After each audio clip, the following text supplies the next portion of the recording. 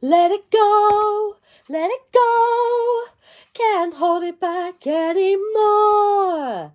The cold never bothered me anyway. Today we are going to do some really simple paper snowflakes, and all you will need for this is literally a pair of scissors and a piece of white paper. You can use a pale blue coloured paper or a silver paper if you want to channel your inner Frozen vibes, but white works perfectly well.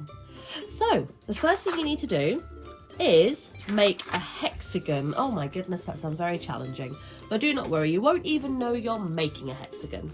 So first, you're going to take your A4 rectangular piece of paper and fold it, this bottom corner here on the left, and smooth the paper up, this bottom corner here on the left, up to the top edge here, so you have this point sticking out.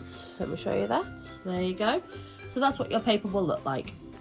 You're then going to cut away along the edge of that folded paper. You might not see it so well on the camera, but you can, if I just lift the paper up, you might be able to see a bit of shadow. So we're just following the edge of that paper there. And this, for the record, is making a square, a very useful thing to know for if you're doing any origami over the holidays.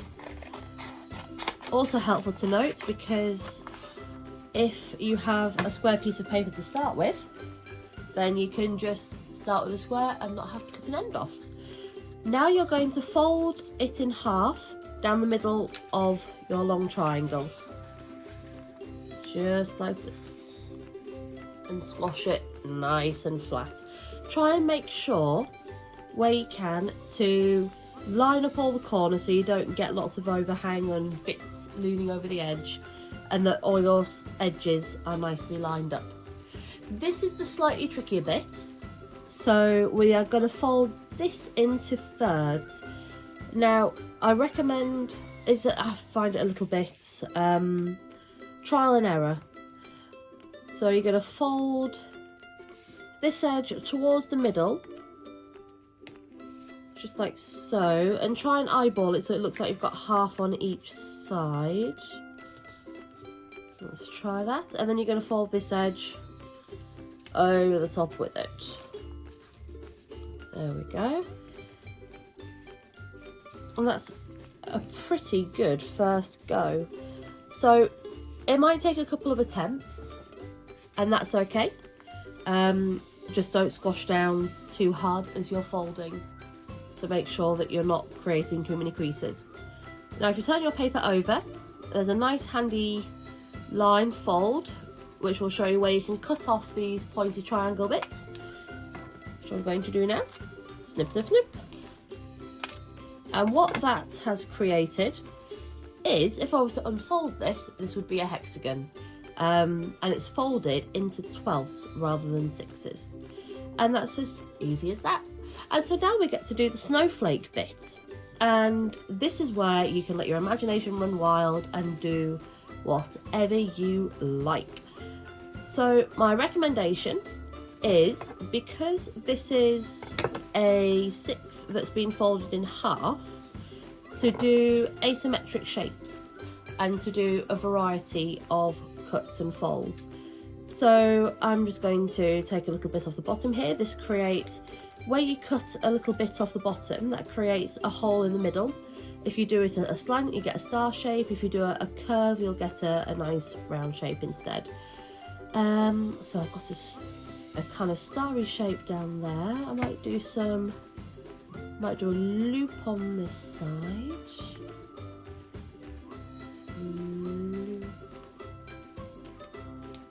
Loop. Here we go.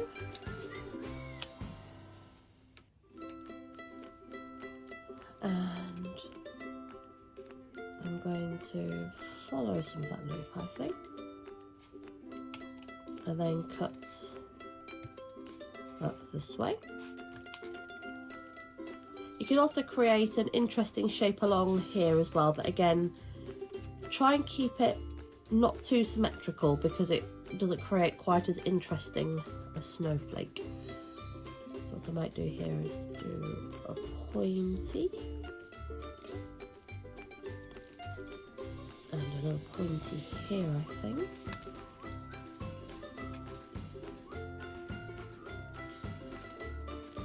And another pointy here. Now this is something I've just done completely off the top of my head. So, I'm just going to brush out some of these little bits and let's see how this looks. I have literally no idea. So, I've got these nice little roundy holes in the middle. Oh, wow, it looks really spiky. The edge. You do need to be quite careful because if you cut quite close to the edge, it can be a bit delicate. Wow, sir, look at that. That's a really spiky, cool snowflake. They look like little fishes around a star, actually. So that's all there is to it. It's very easy, but very simple and effective. And you can experiment and do lots of different things because, after all, no two snowflakes are the same. You can really go to town with some curvy shapes. So this one is, if I fold it back the way it was, this was kind of some leafy sort of shapes and little thin bits along an edge with a circle, and that's created a really pretty sort of snowflake that's a little bit rounder and not quite so pointy. So that's a nice one. You can also do lots of skinny little bit folds, and that makes a really cool looking snowflake too. There we go. You can also take away a little less and then you get quite a full looking snowflake, a rather chunky looking thing with lots of diamonds. So there we go, I have a full-on flurry of snowflakes. Do share your snowflakes with us, and we look forward to seeing you again very soon. Bye bye for now.